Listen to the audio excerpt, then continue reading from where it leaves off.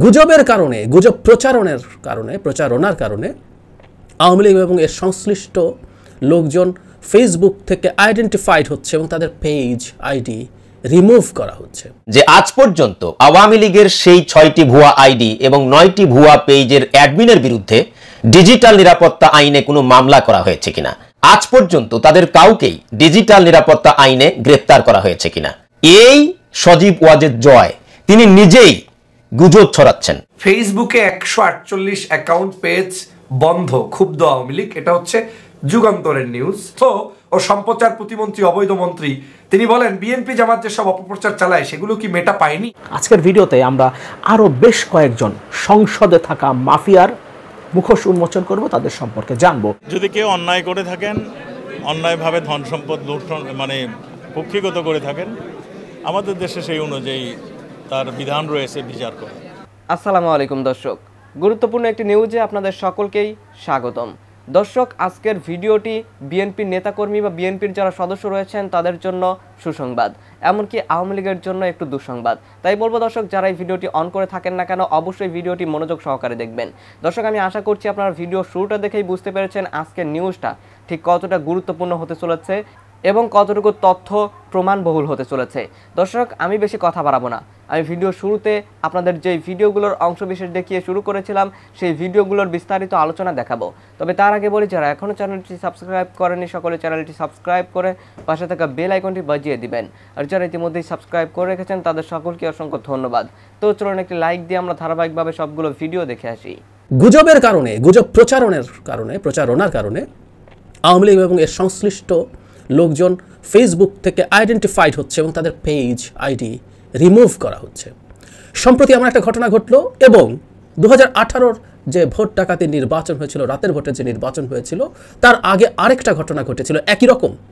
মানে আমরা অনেকে হয়তো ভুলে গেছি, আমি স্মরণ করিয়ে দেবো, যারা জানতে না তাদেরকে জানাবো, এইটার রক্তে, গুজব প্রচার করাটা আওয়ামী লীগের রক্তে আছে। আমরা একটু দেখি সম্প্রতি যে ব্যাপারটা আসলো সেই ব্যাপারটা কি। অনেক হেডলাইন হয়েছে। 148 ফেসবুক অ্যাকাউন্ট পেজ বন্ধ, ক্ষুব্ধ আওয়ামী লীগ। ডয়চে ভেলে এরকম একটা হেডলাইন করেছে। এখানে বলা হয়েছে, সংঘবদ্ধভাবে অসত্য প্রচারের কারণে বাংলাদেশের 50টি ফেসবুক আইডি ও 98টি পেজ বন্ধ করেছে ফেসবুক। এসব কর্মকাণ্ডের সঙ্গে আওয়ামী লীগ ও দলটির গবেষণা cell centre for research and information CRI এর সংশ্লিষ্টতা পেয়েছে মেটা। আওয়ামী লীগ এবং CRI আমরা প্রচুর শুনি এই CRI এর কথা। আওয়ামী লীগের বয়ান তৈরি করে এবং বলা বাহুল্য আওয়ামী লীগের বয়ানের নামে যেসব গুজব তৈরি হয় সেগুলো CRI তৈরি করে, এটা খুব ক্লিয়ার। এসব অপকর্মের নেপথ্যে যারা রয়েছে তারা ভুয়া ফেসবুক অ্যাকাউন্ট ব্যবহার করেছে, যারা অনেকগুলো স্বয়ংক্রিয় ব্যবস্থার মধ্য দিয়ে চিহ্নিত হয়েছে এবং বন্ধ করে দেওয়া হয়েছে। ফেসবুকের মূল কোম্পানি মেটা 2024 সালের প্রথম ত্রৈমাসিক রিপোর্ট এটা বলা হয়েছে। মেটা যেসব অ্যাকাউন্ট বন্ধের কথা বলেছে তার মধ্যে আওয়ামী লীগের গবেষণা cell centre for research and ইনফরমেশনের সমন্বয়ক, মানে CRI এর সমন্বয়ক জনাব তন্ময় আহমেদের টুইটার অ্যাকাউন্টও রয়েছে। ইন্টারেস্টিং, মানে CRI এর যিনি সমন্বয়ক সেটাও রয়েছে। ওনাকে যখন জানতে চাওয়া হয়েছিল উনি বলছেন, ফেসবুক যেভাবে লিখেছে তার দেখে আমি বিস্মিত হয়েছি, এভাবে তো তারা লিখতে পারে না। এই আইডি বা পেজগুলো কারা চালায় সেটা তো তারা নিশ্চিত নয়, কিন্তু তারা ঢালাওভাবে যে অভিযোগ করেছে সেটা সত্যি নয়। আবার ওই তালিকায় আমার টুইটার অ্যাকাউন্টের কথা বলা হয়েছে, অথচ আমার টুইটার অ্যাকাউন্টটি চালু আছে, ইত্যাদি ইত্যাদি উনি জানাবেন বলছেন। খুব স্বাভাবিকভাবে যেটা হয়েছে যে এগুলো নিয়ে যখন কথা হচ্ছে তখন পাল্টা প্রতিক্রিয়া দেখানো হয়েছে আওয়ামী লীগের পক্ষ থেকে। আমি সেই জায়গায় আসবো। মেটা কি বলেছে এগুলো সরানো নিয়ে সেটা আগে একটু শুনি। মেটা বলছে, এই চক্রটি বাংলাদেশ ভিত্তিক এবং এদেশের মানুষই ছিল তাদের প্রধান টার্গেট। এই পেজগুলোর মধ্যে কোনোটি একেবারে কল্পিত কোনো সংস্থার পরিচয় দিয়েছে। আবার কিছু কিছু ক্ষেত্রে বাংলাদেশের প্রতিষ্ঠিত সংবাদ মাধ্যমের নাম ব্যবহার করেছে। কিছু পেজ বাংলাদেশের জাতীয়তাবাদী দল বিএনপির নাম ব্যবহার করেছে এবং বিএনপি বিরোধী কন্টেন্ট পোস্ট করেছে। এসব পেজের বিচরণ ইউটিউব, এক্স, টিকটক, টেলিগ্রাম সহ বিভিন্ন প্ল্যাটফর্মে ছিল। তারপর বলছে, মেটার প্রতিবেদনে আরও বলা হচ্ছে, এই চক্র প্রধানত বাংলা ভাষা এবং ইংরেজিতে বাংলাদেশের রাজনীতি, নির্বাচন, বিএনপির সমালোচনা, বিএনপির বিরুদ্ধে দুর্নীতির অভিযোগ, নির্বাচন পূর্ব সহিংসতায় বিএনপির সংশ্লিষ্টতার অভিযোগ নিয়ে সংবাদ ও চলতি ঘটনা পোস্ট করত। পাশাপাশি বর্তমান সরকার, ক্ষমতাসীন দল এবং বাংলাদেশের প্রযুক্তিগত উন্নয়নের ভূমিকা এর সমর্থন করে বিভিন্ন ধরনের মন্তব্য করত। সোজা সাপটা কথা, আপনি বিএনপির বিরুদ্ধে কুৎসা রটাচ্ছেন আর সরকারের উন্নয়ন, ডিজিটাল বাংলাদেশ ইত্যাদি ইত্যাদি প্রচারণা চালাতেন। সরকারের পক্ষে বিরোধী দল, বিশেষ করে বিএনপির বিরুদ্ধে আপনি সব করেছেন ক্রমাগত। এখন এগুলো নিয়ে যখন কথাবার্তা বলছে, খুব স্বাভাবিকভাবে যেটা হয়, আওয়ামী লীগের দপ্তর সম্পাদক জনাব বিপ্লব বড়ুয়া এটার বিরুদ্ধে খুব কঠোর মন্তব্য করেছেন। উনি কি বলেছেন আমি একটু যদি পড়ি। উনি বলছেন, রাজনৈতিক পক্ষপাত দুষ্ট একপেশে একটি রিপোর্ট, যা ফেসবুকের মতো প্রতিষ্ঠানের কাছ থেকে আশা করা যায় না। নীতিমালা লঙ্ঘন করলে যে কোনো অ্যাকাউন্ট বা পেজ তারা সরাতে পারে, কিন্তু সেটার সাথে আওয়ামী লীগ ও সিআরআইকে জড়ানোটা বিভিন্ন পক্ষপাত দুষ্ট রিপোর্ট দিয়ে সুনাম ক্ষুণ্ণের যে আন্তর্জাতিক ষড়যন্ত্র চলছে, সম্ভবত তারই অংশ। ফেসবুক যাদের মাধ্যমে তথ্য নিয়েছে তাদের রাজনৈতিক পরিচয় বিশ্লেষণ করা উচিত ফেসবুকের। পুরনো কথা, মানে ওনারা যা যা বলছেন এগুলো একেবারেই পুরনো সব কথাবার্তা। তাদের ভাবমূর্তি নষ্ট করা হচ্ছে। কেউ কেউ দেশ থেকে বা এইটুকু বাকি রেখেছেন যে বিএনপি লবিস্ট নিয়োগ করেছে, কিন্তু তাদের আর্গুমেন্ট হচ্ছে পশ্চিম থেকে যে তাদের ভাবমূর্তি নষ্ট করার চেষ্টা করা হয় সেটার একটা অংশ হিসেবে এটা করছে। যেন বিপ্লবের এই জিনিসটা জানা উচিত, ফেসবুক সাধারণত চেষ্টা করে, এটা ফেসবুকের বিরুদ্ধে একটা অভিযোগই আসলে, কোনো রেজিমের পক্ষে সরকার অথবা রেজিমের বিপক্ষে না যেতে, কারণ তারা জানে এতে তাদের ব্যবসার ক্ষতি হওয়ার সম্ভাবনা থাকে। সুতরাং ওরা এই কাজটা করেছে মানে অত্যন্ত ন্যাক্কারজনক এবং নোংরাভাবে এটা হয়েছে। আমি একটু পেছনে যাই, 2018 রাতের সিলমারার ভোট ডাকাতের নির্বাচনের আগে আরও কিছু কাজ হয়েছিল, ফেসবুক কিছু কাজ করেছিল, সেই জিনিসটি একটু আপনাদের সামনে আনি। ওটাও আওয়ামী লীগ করেছিল, ভেরি ইন্টারেস্টিং। সুতরাং তাদের এই চেষ্টাটা ক্রনিক, আপনি হঠাৎ করে এবার ধরা খেয়েছেন তা না, এবার 148টা সংখ্যাটা অনেক বেশি, এবং এখন আমাদের মানে অনলাইনে বিচরণ অনেক বেশি বলে আমরা তথ্যগুলো জানতে পারছি। কিন্তু ওই সময়ও 15টা পাতা এবং অ্যাকাউন্ট বন্ধ করেছিল ফেসবুক। কী পাতা বন্ধ করেছে? বন্ধ করা এই পাতাগুলোর মধ্যে bdnews24.com এর নামের মতো করে তৈরি কয়েকটা ভুয়া ফেসবুক পাতাও রয়েছে।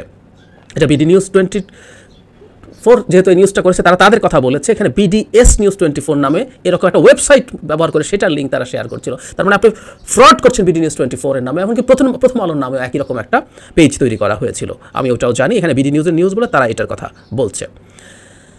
বিবিসি বাংলার নাম আদলে একটা ফেক পেজ খুলেছে, যেখানে তারা নানান রকম নিউজ, মানে দেখতে আপনার বিবিসি বাংলা মনে হবে কিন্তু ওটা আসলে বিবিসি বাংলা না, দেখতে BDnews24 মনে হবে, সেটা BDnews24 না। এসব করে তারা বন্ধ করেছে। বন্ধ করার পর কি বলা হচ্ছে খেয়াল করি। ফেসবুক কর্তৃপক্ষ বলেছে যে 9টি পাতা ও অ্যাকাউন্ট বন্ধ করা হয়েছে সেগুলোতে বাংলাদেশের সরকারের পক্ষে এবং বিরোধী দলের বিপক্ষে বিভ্রান্তিকর প্রচারণা চালানো হচ্ছিল। আমাদের তদন্ত ইঙ্গিত করছে যে এর সঙ্গে যেসব ব্যক্তি জড়িত তাদের সঙ্গে সরকারের সংশ্লিষ্টতা রয়েছে। আমি যেটা আবারও পড়ি, যে 9টি পাতা ও অ্যাকাউন্ট বন্ধ করা হয়েছে সেগুলোতে বাংলাদেশের সরকারের পক্ষে এবং বিরোধী দলের বিপক্ষে বিভ্রান্তিকর প্রচারণা চালানো হচ্ছিল। আমাদের তদন্ত ইঙ্গিত করছে যে এর সঙ্গে যেসব ব্যক্তি জড়িত তাদের সঙ্গে সরকারের সংশ্লিষ্টতা রয়েছে। ওনারা কেন বন্ধ করেছেন সেটা বলার জন্য বলছেন, এই ধরনের আচরণ ফেসবুকের নীতির সঙ্গে যায় না। আমরা চাই না কোনো ব্যক্তি বা সংগঠন এই নেটওয়ার্ক ব্যবহার করে কোনো ব্যক্তি বা কারো সম্পর্কে বিভ্রান্তি ছড়াক। মানে গুজব এবং বিভ্রান্তি ছড়ানো আওয়ামী লীগের কাজ।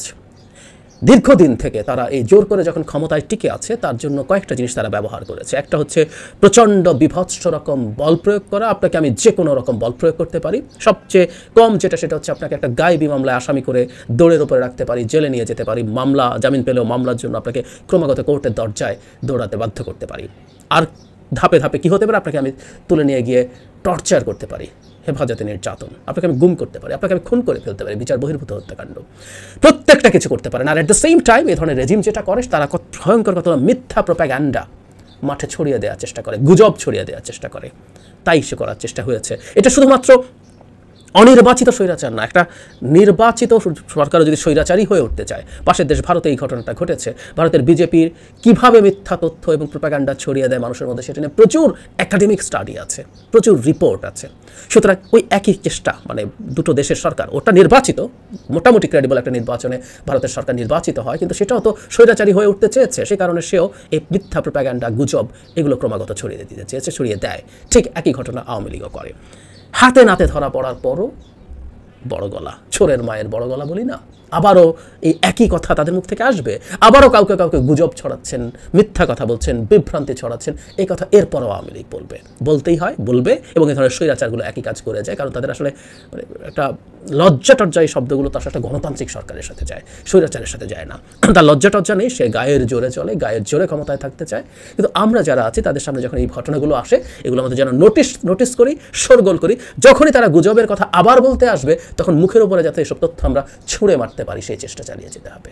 আজকের ভিডিওতে আমরা আরও বেশ কয়েকজন সংসদে থাকা মাফিয়ার মুখোশ উন্মোচন করব, তাদের সম্পর্কে জানবো, এবং এই মাফিয়াদের নিয়েই আবার সরকার গঠন করা হয়েছে। সরকারের সবচেয়ে শক্তিশালী মন্ত্রণালয়গুলো দেওয়া হয়েছে এই মাফিয়া চক্রের সদস্যদের, সেই পরিচয়গুলো আমরা জানবো। তার আগে একটা কথা বলে নেই, প্রত্যেক বছর 20 থেকে 22 বিলিয়ন ডলার যে প্রবাসীরা বাংলাদেশে পাঠায়, যারা এই দেশের অর্থনীতিকে টিকিয়ে রেখেছে, বাঁচিয়ে রেখেছে, তাদের সাথে এয়ারপোর্টগুলোতে বাংলাদেশের এয়ারপোর্টে যেভাবে কুকুর বেড়ালের মতো আচরণ করা হয় সেই বিষয় নিয়ে আমরা অনেকবার কথা বলছি। তাদের সাথে যাচ্ছে তাই আচরণ করা হয়। বিদেশের মাটিতে মানবেতর জীবনযাপন করা এই মানুষগুলোর পাশে কখনোই বাংলাদেশের অ্যাম্বাসি দাঁড়ায় না, তাদের পক্ষে কখনোই কথা বলে না, কোনো কাজ করে না। এই বিষয়গুলো অনেক পুরনো।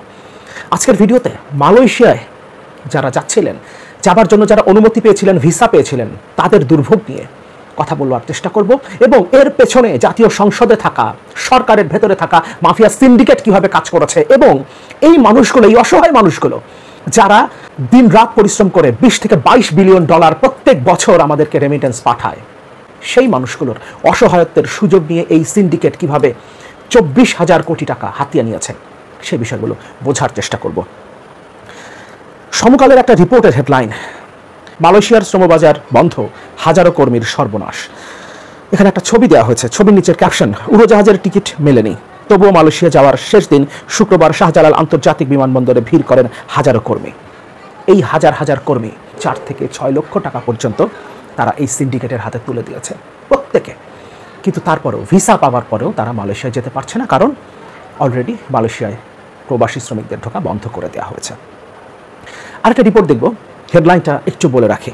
মালয়েশিয়ার শ্রমবাজার চক্রে ঢুকে 4 সংসদ সদস্যের রমরমা ব্যবসা। 4 সংসদ সদস্যের রমরমা ব্যবসা। এই 4 সংসদ সদস্যের মধ্যে একজন সরকারের একজন গুরুত্বপূর্ণ মন্ত্রণালয়ের মন্ত্রী ছিলেন। সমকালের রিপোর্টের একটা অংশ একটু দেখি। টিকেটের আশায় হাজারো কর্মীর সঙ্গে ঝিনাইদহের কালীগঞ্জের জহিরুল ইসলাম 4 দিন ধরে আছেন ঢাকার হযরত শাহজালাল আন্তর্জাতিক বিমানবন্দরে। গতকাল শুক্রবার মালয়েশিয়া যাওয়ার শেষ দিনে টিকিট না পেয়ে জানালেন তিনি সহ 6 জনের কাছ থেকে 5.5 লাখ টাকা করে নিয়েছে দালাল। কাঁদতে কাঁদতে জহিরুল বলেন, মালয়েশিয়া জাতি জমি বেচে টাকা দিছি, আমাকে শেষ করে দিয়েছে। সরকার নির্ধারিত ব্যয় ৭৮,৯৯০ টাকা হলেও জহিরুলের মতো হাজারো কর্মী লাখ লাখ টাকা দিয়েও যেতে পারেনি মালয়েশিয়া। ঢাকা থেকে কুয়ালালামপুরের ভাড়া সাধারণ সময় 25,000 টাকা, কিন্তু কর্মীর ঢলের কারণে এই সুযোগে ভাড়া 2.25 লাখ টাকা পর্যন্ত উঠেছে।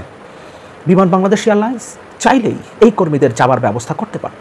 25,000 টাকা যেটা ন্যায্য ভাড়া, সেই ভাড়ায় এই কর্মীদের যাওয়ার ব্যবস্থা করতে পারত, যারা প্রত্যেক বছর বিলিয়ন বিলিয়ন ডলার বাংলাদেশের রেমিটেন্স হিসেবে পাঠাতো, যাতে দেশের অর্থনীতি টিকে থাকে। কিন্তু এই সরকার আর এই সরকারের সিন্ডিকেটের দেশের অর্থনীতি বাঁচানো নিয়ে কোনো চিন্তা নাই। তাদের উদ্দেশ্য কেবল নিজেরা সিন্ডিকেট করে হাজার হাজার কোটি টাকা লোপাট করা। বেসরকারি এজেন্সি কর্মী প্রতি 4.5 লাখ থেকে 6 লাখ টাকা নিয়েছে। প্রত্যেক কর্মীর জন্য সিন্ডিকেটের নিয়ন্ত্রকরা, সিন্ডিকেটটা যারা নিয়ন্ত্রণ করে, সরকারের মধ্যে সংসদ সদস্যরা যারা এই সিন্ডিকেটের অংশ, তাদেরকে দিতে হয় 1,42,000 টাকা করে। সরকারি খরচ যেখানে 78,000 টাকা, সেখানে এই সিন্ডিকেট প্রত্যেক কর্মীর কাছ থেকে নেয় 1,42,000 টাকা। এর বাইরে অন্যান্য খরচ, এর বাইরে যে এজেন্সি তাকে পাঠাচ্ছে সেই এজেন্সির খরচ, সেই এজেন্সির লাভ, সবকিছু এর সাথে যোগ হয়। শুধুমাত্র এই সিন্ডিকেট নেয় প্রত্যেক কর্মীর কাছ থেকে 1,42,000 টাকা করে। প্রথম আলোর একটা রিপোর্ট, যে রিপোর্টের হেডলাইন প্রথমে পড়েছিলাম, সেই রিপোর্টটা একটু দেখি কিভাবে একটা চক্র এই দেশের মানুষকে লুটে নিচ্ছে। মালয়েশিয়ার শ্রমবাজার চক্রে ঢুকে 4 সংসদ সদস্যের রমরমা ব্যবসা। আমরা একটু সংসদ সদস্যদের নাম জেনে নেই। 4 সংসদ সদস্যের নিজস্ব পারিবারিক প্রতিষ্ঠান, মাসুদ উদ্দিন চৌধুরী, নিজামুদ্দিন হাজারি, বেনজির আহমেদ, আহমদ মুস্তফা কামাল সরাসরি নিজে না থেকে তার স্ত্রী এবং তার মেয়ে নাফিসা কামাল। বিদেশে কর্মী পাঠাতে 2018 সালের ডিসেম্বরে রিক্রুটিং এজেন্সির লাইসেন্স নেন ফেনী থেকে নির্বাচিত আওয়ামী লীগের সংসদ সদস্য নিজামুদ্দিন হাজারি। তার প্রতিষ্ঠানের নাম স্নিগ্ধা ওভারসিজ লিমিটেড। লাইসেন্স নেওয়ার 3.5 বছরে মাত্র 100 কর্মী বিদেশে পাঠায় তারা। অবশ্য মালয়েশিয়া সিন্ডিকেটে বা চক্রে যোগ দেওয়ার পর গত 1.5 বছরে দেশটিতে প্রায় 8,000 কর্মী গেছে নিজাম হাজারির এজেন্সির নামে। মালয়েশিয়ার সবচেয়ে বেশি কর্মী পাঠানো এজেন্সির তালিকায় 4 নম্বর স্থান পেয়েছে স্নিগ্ধা ওভারসিজ। নিজাম হাজারির মতো আরও 2 জন সংসদ সদস্য এবং একজন সংসদ সদস্যের পরিবারের 2 জন সদস্যের রিক্রুটিং এজেন্সি রয়েছে মালয়েশিয়া চক্রে। তাদের নাম প্রথমে পড়লাম। 1979 সালে মুস্তফা কামাল অরবিটালস এন্টারপ্রাইজ প্রতিষ্ঠা করেন। এখন তার স্ত্রী এবং তার মেয়ে আলাদা আলাদা দুটো, একটা অরবিটালস এন্টারপ্রাইজ আর একটা তার মেয়ে নাফিসা কামালের অরবিটালস ইন্টারন্যাশনাল। এরা মিলে এই চক্রটা পরিচালনা করে। মালয়েশিয়ার চক্র হলো এমন একটি ব্যবস্থা যেখানে দেশের সব রিক্রুটিং এজেন্সিকে মালয়েশিয়ায় কর্মী পাঠানোর সুযোগ দেওয়া হয় না। সুযোগটি পায় অল্প সংখ্যক এজেন্সি। শুরুতে চক্রের সদস্য ছিল 25টি এজেন্সি, পরে 3 ধাপে বেড়ে 100টি হয়েছে। চক্রের নাম ঢোকাতে প্রতিটি এজেন্সির কাছ থেকে বড় অঙ্কের টাকা নেওয়ার অভিযোগ রয়েছে চক্রের হোতাদের বিরুদ্ধে। আর চক্রে থাকা এজেন্সিগুলো বসে বসে প্রতি কর্মীর বিপরীতে অন্তত 1.5 লাখ টাকা চক্র ফি পাচ্ছে। 1.5 লাখ টাকা প্রত্যেক কর্মীর কাছ থেকে চক্র ফি। অবশ্য এ টাকার একটি অংশ চলে যায় মালয়েশিয়ার চক্র নিয়ন্ত্রকদের হাতে। চক্র নিয়ন্ত্রণ কারা করেন তাদের পরিচয় আমরা ইতোমধ্যেই জেনে গেছি। মালয়েশিয়া বাংলাদেশ সহ 14টি দেশ কর্মী পাঠায়, তবে বাংলাদেশ ছাড়া কোনো দেশে এমন চক্র ব্যবস্থা নেই, থাকবার কথা না। কারণ বাংলাদেশের মতো এরকম মাফিয়া সরকার এরকম একটা মাফিয়া সিন্ডিকেটের সরকার তো অন্য কোনো দেশে নাই। সাবেক অর্থমন্ত্রী আহমদ মুস্তফা কামালের স্ত্রী কাশ্মীরি কামালের অরবিটালস এন্টারপ্রাইজ ও মেয়ে নাফিসা কামালের অরবিটালস ইন্টারন্যাশনালের নামে মালয়েশিয়া গেছেন মোট ৯,৮৬১ জন। চক্র গঠনের সময় আহমদ মুস্তফা কামাল অর্থমন্ত্রীর দায়িত্বে ছিলেন। সুতরাং এই চক্রটা আসলে কার নিয়ন্ত্রণে গঠিত হয়েছে সেটা নিশ্চয়ই আমরা বুঝতে পারি। এবং এই চক্রের মাধ্যমে এই বছরই ২৪,০০০ কোটি টাকা লুটে নিয়েছে। একটা কথা, তাকে তো এখনও আমরা নিষেধাজ্ঞা দেইনি, শুধু সে নিষেধাজ্ঞার আগে চলে যেয়ে থাকে। আমি এখনও কিন্তু সঠিক জানি না সে আছে কিনা চলে গিয়েছে। আমাকে জেনে কথা বলতে হবে। আপনারা যেই প্রশ্নটা করছেন আমাকে জেনে কথা বলতে হবে। সে যে আসেন কিনা না আসেন সেটা আমি এখনও সুনিশ্চিত নই, আমি জেনে কথা বলবো। একটা বিষয়, যা কিছু ঘটেছে তাকে নিয়ে এত নেতিবাচক বক্তব্য এসছে, এতে করে পুলিশ বাহিনী মানে তার যে ভাবমূর্তি ক্ষুণ্ণ হয়েছে কিনা? কেন, এটা ব্যক্তিগত ব্যাপার। পুলিশ বাহিনী, আমার পুলিশ বাহিনী অনেক ভালো কাজ করছেন। আমার পুলিশ বাহিনী অনেক চ্যালেঞ্জ মোকাবেলা করছেন। আমার জঙ্গি দমন, সন্ত্রাস দমন, কোভিডকালে তারা যেই কাজটি করেছেন এবং যে কোনো চ্যালেঞ্জে তারা মানে জীবন উৎসর্গ দিয়ে কাজ করছেন। এক ব্যক্তি কেউ মানে যদি ব্যক্তি কোনো কিছু করে থাকে তার দায় প্রতিষ্ঠান নেয় না। যদি কেউ অন্যায় করে থাকেন, অন্যায়ভাবে ধন সম্পদ লুণ্ঠন মানে কক্ষিগত করে থাকেন, আমাদের দেশে সেই অনুযায়ী তার বিধান রয়েছে বিচার করে, এবং সেই অনুযায়ী তার বিচার হবে, সেখানে আমাদের কিছু বলার নেই। তা আমরা সে কি দোষ করেছে কি না দোষ করেছে সেগুলো আমাদের কাছে এখনও কোনো তথ্য নেই। আমরা এগুলি তদন্ত করছেন, তদন্তর পরে এগুলি জানা যাবে তিনি দোষী না নির্দোষী, না কিংবা কত পরিমাণ অর্থ বানিয়েছেন, কর ফাঁকি দিয়েছেন, কিংবা সম্পদ বানিয়ে তার তথ্য দেন নেই। এগুলো আমাদের যে ডিপার্টমেন্ট তার অনুসন্ধান করতেছে, অনুসন্ধানের আগে আমার মুখ দিয়ে বলা সঠিক। দর্শক, আমি আশা করছি আপনারা সকলেই অত্যন্ত মনোযোগ সহকারে সবগুলো ভিডিও দেখেছেন। এমনকি দর্শক, যদি এই ভিডিওগুলো সম্পর্কে আপনাদের কোনো মতামত থেকে থাকে তাহলে তো অবশ্যই জানাবেন। দর্শক, ভিডিওটি শেষ করছি এখানেই, ফিরছি পরবর্তী নিউজে নতুন কোনো টপিকে। আল্লাহ হাফেজ।